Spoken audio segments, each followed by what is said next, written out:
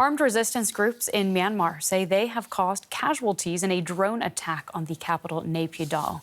The capital is the seat of power for the military junta that overthrew the democratic government in 2021.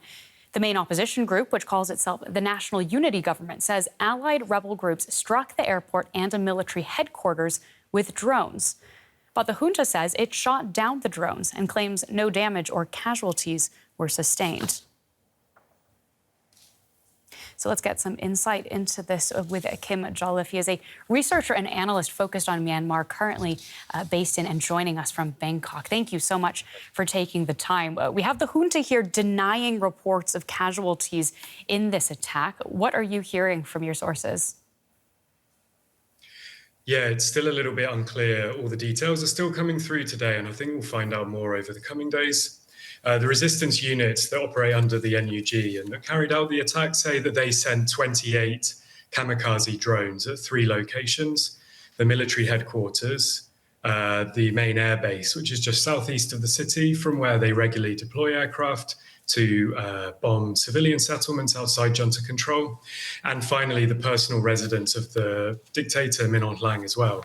It's still hard to know for sure because of lack of access and reliable information. The NUG's Ministry of Defence claimed that there were casualties but didn't give details, and a number of operatives have been interviewed by local media, some of which also confirmed that there were casualties, and some local media have also spoken to people who either work at the sites, spoken to them anonymously, or others in the city. And so there are trickles of information coming back suggesting there's been some damage to infrastructure and casualties, but the exact details are still unknown.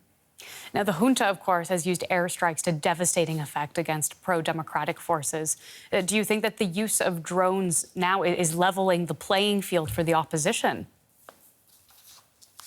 Yes, it's been a huge shift over the last couple of years, and their technical advancements have just kept going and going. So this is kind of another step in demonstrating what they can do. And yeah, it's brought out a whole new strategic set of problems for the junta in terms of the way that they fortify their bases, the way that they can move troops, the way that they can operate. So it's definitely taken the initiative away from the junta. It's one of a number of innovations the resistance have used.